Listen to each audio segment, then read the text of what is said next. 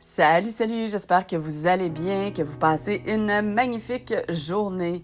Aujourd'hui, j'avais le goût de vous partager quelque chose que j'ai remarqué en fait dans l'Ancienne Alliance, dans la Bible, et puis concernant l'idolâtrie et puis la délivrance. Donc, on va voir ça aujourd'hui.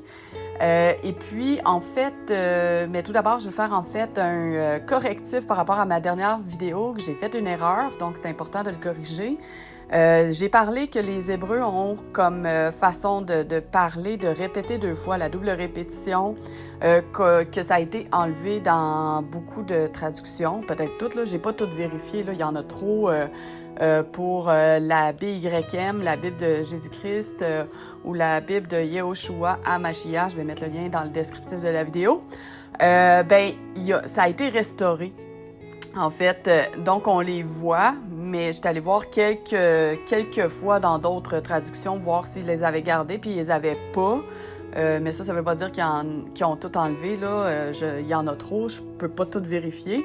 Mais mon erreur, en fait, c'est quand j'ai dit que une fois sans œuvre est une fois morte, j'avais dit qu'il répétait même une troisième fois, mais dans des mots différents. C'est pas dans ce sens-là que les Hébreux font la double répétition, là, en lisant l'Ancienne Alliance, je le voyais bien que c'était pas dans ce sens-là.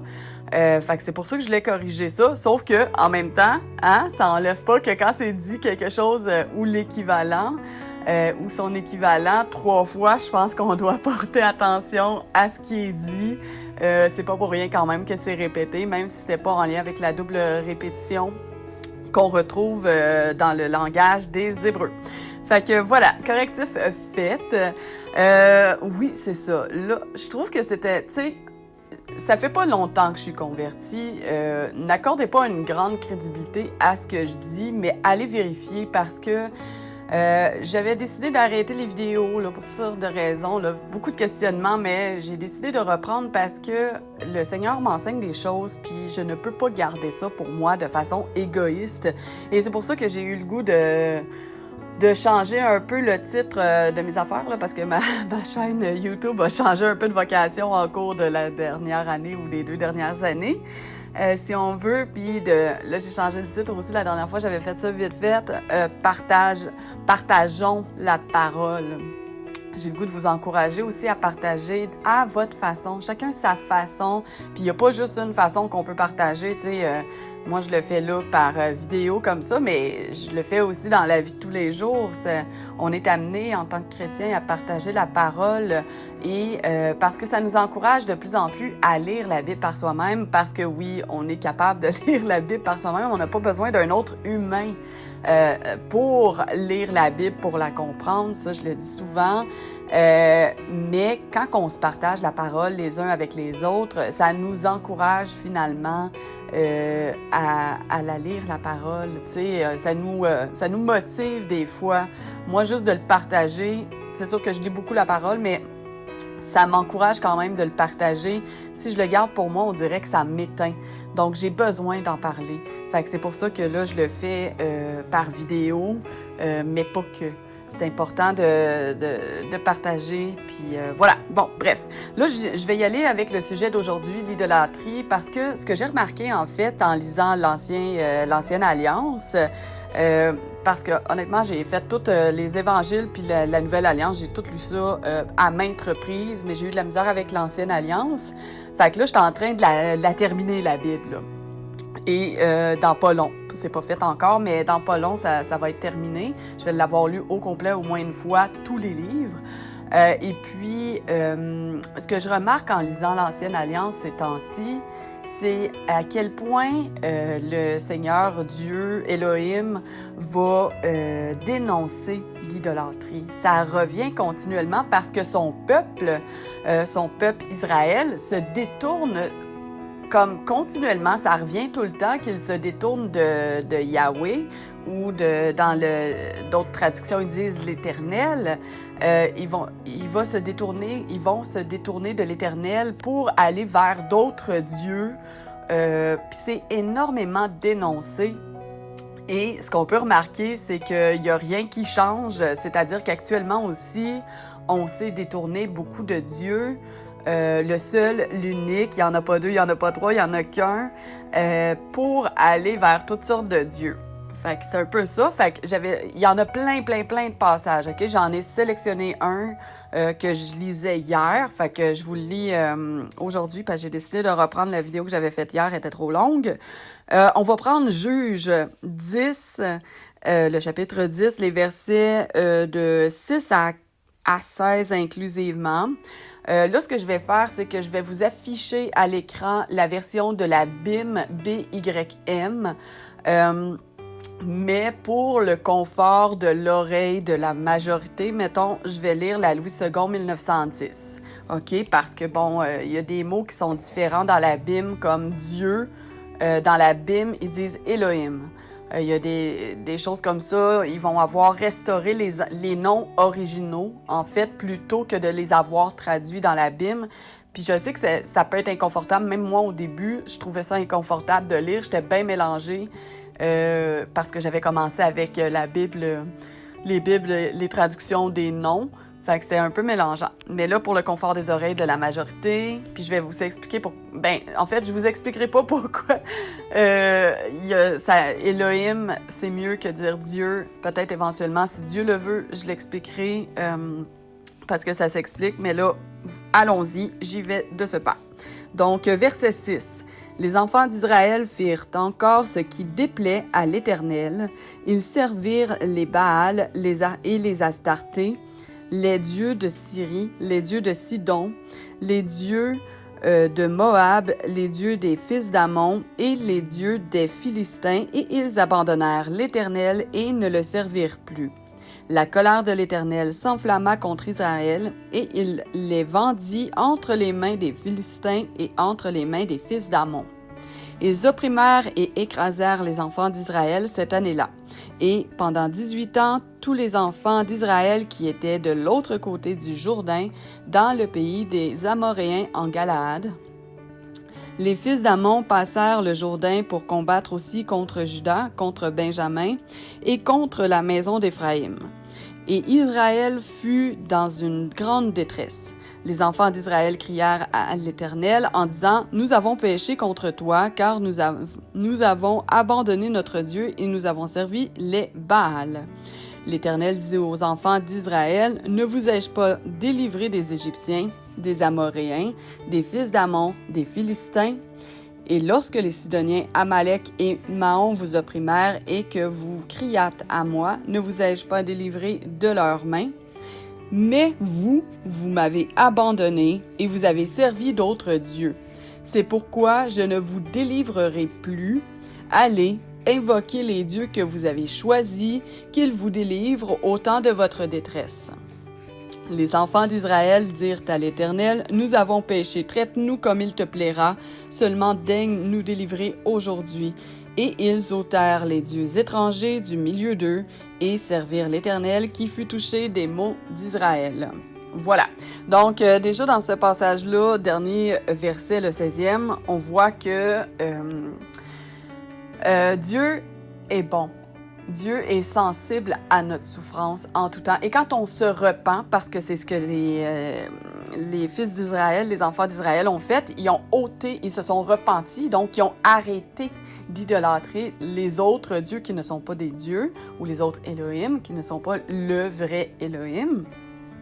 Et puis, ils ont arrêté ça, puis ils ont supplié l'Éternel de leur pardonner, OK? Et Dieu, il n'est pas insensible à leur souffrance, il est sensible justement à leur souffrance, il est touché par leur souffrance, leurs maux. Hein? Donc ça, c'est ce qu'on remarque. Voilà, c'est comme un peu la repentance finalement. Une autre chose qu'on voit ici, c'est qui me parle beaucoup, c'est que verset 13, il dit « Vous m'avez abandonné, vous avez servi d'autres dieux, c'est pourquoi que je ne vous délivrerai plus. » Là, on parle de délivrance. C'est Dieu qui délivre. Verset 14, « Allez, invoquez les dieux que vous avez choisis, qu'ils vous délivrent au temps de votre détresse. » Là, bon, je ne sais pas si le Seigneur peut être sarcastique là-dedans, mais en fait, Puis je vais ajouter quelque chose qui vient ici, le verset 7, là, je suis désolée, je vais à rebours, mais c'est parce que ça va à rebours dans ma tête, dans ma logique. La colère de l'Éternel s'enflamma contre Israël et il les vendit entre les mains des Philistins. Okay? Il les a vendus, il les a laissés aller, en fait, à leur idolâtrie, il les a laissés faire. Puis dans ce temps-là, on vit avec les conséquences de ça. Puis quand ils ont crié justement à l'Éternel pour qu'il se fasse délivrer, ben parce que les conséquences, c'est qu'ils sont attaqués finalement, ils sont opprimés. Et puis, pour se faire délivrer, ils demandent à Dieu, ils se tournent à nouveau vers Dieu.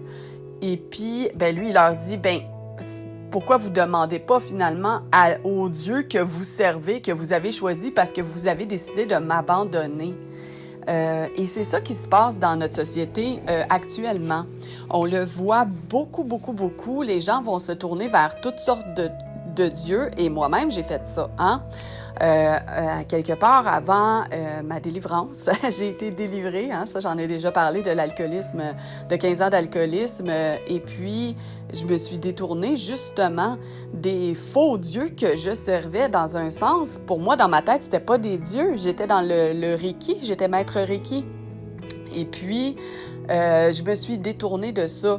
Nous autres, c'était l'énergie universelle ou l'amour inconditionnel. C'est ce qui remplaçait Dieu, finalement. C'était une autre façon de voir Dieu. Dans ma tête, quand les gens parlaient de Dieu, je faisais la traduction dans ma tête de l'amour inconditionnel ou de l'énergie universelle. Mais ça revient à servir un autre Dieu. Au niveau des gens qui prient Marie, puis moi, je connais quand même beaucoup de gens qui prient Marie puis qui sont dans des grandes souffrances, puis ils n'ont pas vécu de délivrance nécessairement. De grandes délivrances, c'est comme dans le Reiki. Je reviens à ça. J'en ai vu des miracles être opérés dans le Reiki, mais rien d'aussi extraordinaire, d'aussi magnifique que ce que j'ai vécu quand je me suis tournée vers Dieu et Dieu seul. Donc, c'est ce que je veux vous encourager aussi à faire. La Bible n'enseigne pas de prier Marie. La Bible n'enseigne pas de prier les saints. La Bible enseigne de prier pour les saints. Le pour est important, mais pas de prier les saints. C'est ça. Donc, vérifiez par vous-même, je vous le dis. Mais moi, j'ai fait le tour de la Bible, puis j'ai été très attentif à ça parce que c'est des questions que je me suis beaucoup posées, ça, puis qui ont été posées. Mais il n'y a pas que Marie, on voit beaucoup de prier la terre Gaïa, de se tourner « Ah, merci Gaïa » ou « Merci la terre »,« Mère Terre » ou je sais pas trop comment les gens le disent. Ça, j'ai jamais embarqué trop là-dedans. Ça m'a toujours fait comme bizarre, là. Mais, tu sais, les gens vont beaucoup remercier d'autres choses que Dieu. Merci la vie. Ça, c'est quelque chose que je disais tout le temps aussi. Merci la vie. C'est aussi ça qui remplace Dieu. Est-ce que c'était Dieu? C'était pas nécessairement Dieu. C'était encore l'énergie cosmique, l'énergie universelle. On était beaucoup là-dedans. Mais au-delà de ça, j'aimerais parler aussi de l'idolâtrie de façon généralisée. On est beaucoup dans l'idolâtrie dans nos sociétés, avec l'ère des réseaux sociaux, justement, où n'importe qui, comme moi, je suis n'importe qui, on va aller s'exposer à quelque part publiquement, physiquement aussi. Là, moi, j'ai enlevé mon visage depuis à peu près presque 1 an que je ne montre plus mon visage à la caméra pour m'effacer de plus en plus. Mais, tu sais, c'est rendu très populaire de devenir des vedettes sans nécessairement de vraies raisons de devenir des vedettes, là, tu sais. C'est sûr qu'il va y avoir des choses qui vont inspirer les gens, c'est pas mauvais, mais à un moment donné, ça devient de l'idolâtrie. Quand tu as besoin de prendre un selfie avec quelqu'un que tu croises parce que tu l'as vu en vidéo, c'est de l'idolâtrie. C'est plate, mais c'est ça pareil. L'idolâtrie peut se trouver aussi au sein du couple. Tu sais, quand que tu as besoin de ton mari ou de ta femme pour que cette personne-là comble tout ton besoin d'amour, c'est une forme d'idolâtrie. Même chose avec les enfants. Tu sais, si tu as besoin que tes enfants soient comme tout le temps avec toi pour être heureux, puis qu'ils soient heureux pour être heureux, c'est sûr que ça aide. Mais si toute ta pensée va tout le temps vers tes enfants et non vers Dieu, il y a une forme d'idolâtrie aussi. Ça peut être nos animaux de compagnie aussi. Quand on les aime trop, là, aimer normalement, là, tu sais, on s'entend. Mais tu sais, on ne peut pas vivre sans notre petit animal de compagnie. Aussi, on a une idolâtrie. L'idolâtrie peut être aussi sous forme du travail, quand tu es accroché à ton travail, que tu ne peux pas vivre sans travailler, puis que tu te sens indispensable à ce que tu fais. C'est une forme d'idolâtrie aussi. Mais là, j'aimerais aller voir les définitions qu'on a sur... on va aller voir tout d'abord, si je l'ai affiché à mon écran. Oui, OK. L'idolâtrie par rapport qu'on retrouve sur Wikipédia. Donc, pour commencer, le terme idolâtrie désigne l'adoration réelle ou supposée d'une image, d'un astre, d'une idée, d'un objet ou d'une personnalité. Okay? Pour les religions abrahamiques, l'idolâtrie est une corruption, une impiété à combattre. Le terme est donc devenu péjoratif au synonyme de superstition et d'égarement. L'animisme, le polythéisme, qualifiés de paganisme, sont ainsi supposés adorer non pas des esprits ou des divinités, mais leurs représentations auxquelles ils sont censés adresser des prières, rendre des grâces, consacrer des sacrifices ou des offrandes. Le monothéisme solaire est aussi considéré comme idolâtre par le monothéisme judéo-chrétien et musulman. Bon, bref, voilà. Donc, je voulais aussi comme capter votre attention qui parle d'image. Ça aussi, c'est quelque chose qui est très dénoncé dans la Bible. L'utilisation d'images est proscrit dans l'Ancienne Alliance. Puis souvent, puis ça en parle beaucoup, souvent. Ça revient continuellement parce que ça fait partie du cadre de l'idolâtrie. En fait, dans l'Ancienne Alliance, ce qui est intéressant de voir, et je vous encourage à la lire, l'Ancienne Alliance, justement, parce que ça va définir clairement c'est quoi l'idolâtrie selon Dieu. Là, on vient de voir la version de Wikipédia. OK? C'est défini clairement. Puis souvent, les gens vont dire « Oui, mais là, on n'est plus sous l'Ancienne Alliance, on est dans la Nouvelle Alliance. » Mais je m'excuse. Il y a des choses, effectivement, de l'Ancienne Alliance qui ont été abolies, comme, par exemple, très commun, la circoncision n'a plus cours, OK? Ça n'a plus rapport dans la Nouvelle Alliance, tout comme la dîme, ça n'a plus rapport, ça n'a plus de sens avec la Nouvelle Alliance. C'est aboli, tout ça. Puis la dîme, en plus, c'était dans un cas particulier, c'était avec les prêtres qui étaient des Lévites. C'était eux autres qui recevaient et non pas, pasteur et tout le kit là. OK? Mais bon, ça, c'est pas le sujet d'aujourd'hui.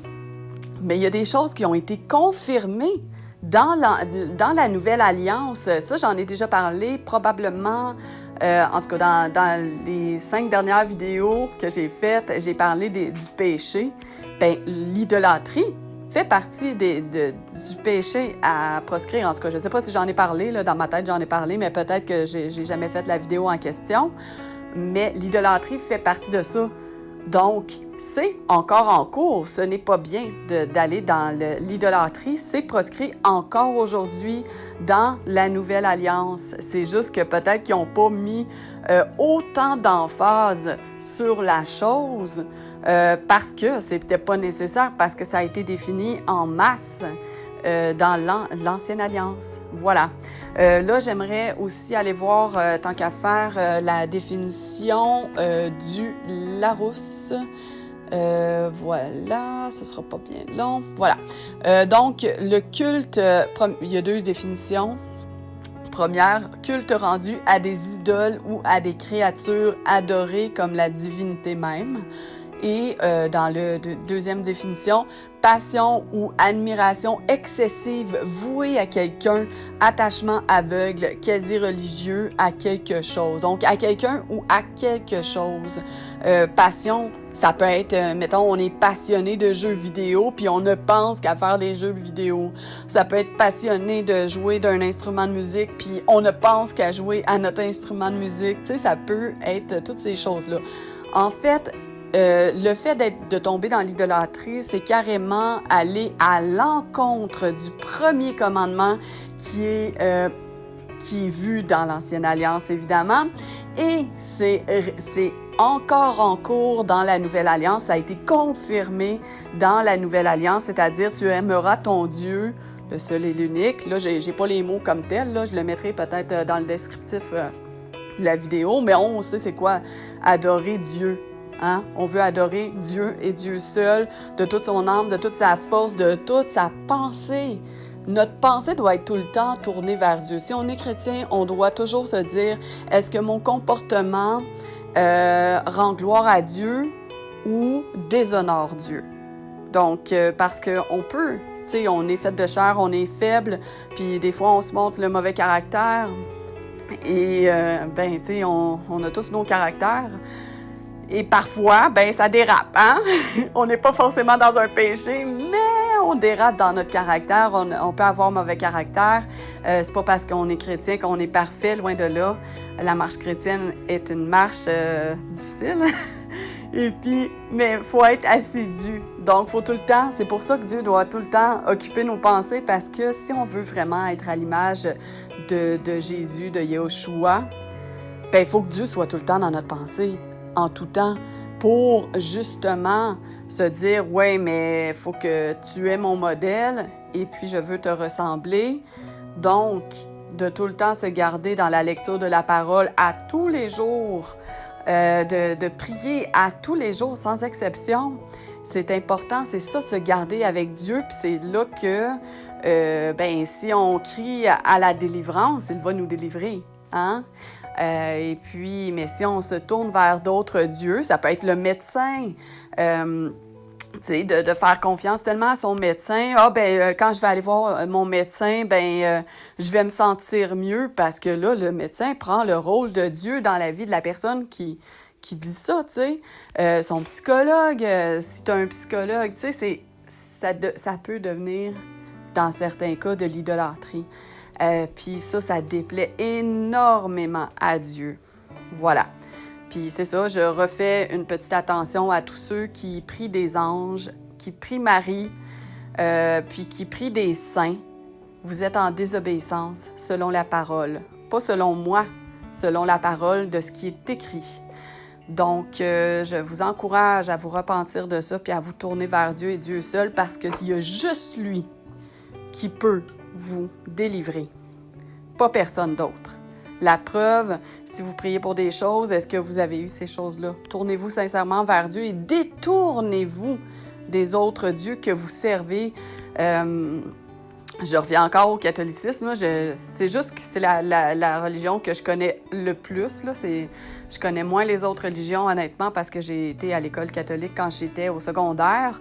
Fait que c'est un peu plus facile, j'ai plus de références, mais tu sais, comment ça se fait qu'il y a autant de statues puis tout le kit d'images des choses que Dieu ne veut pas avoir, et c'est écrit dans l'Ancienne Alliance? Comment ça se fait, tu sais?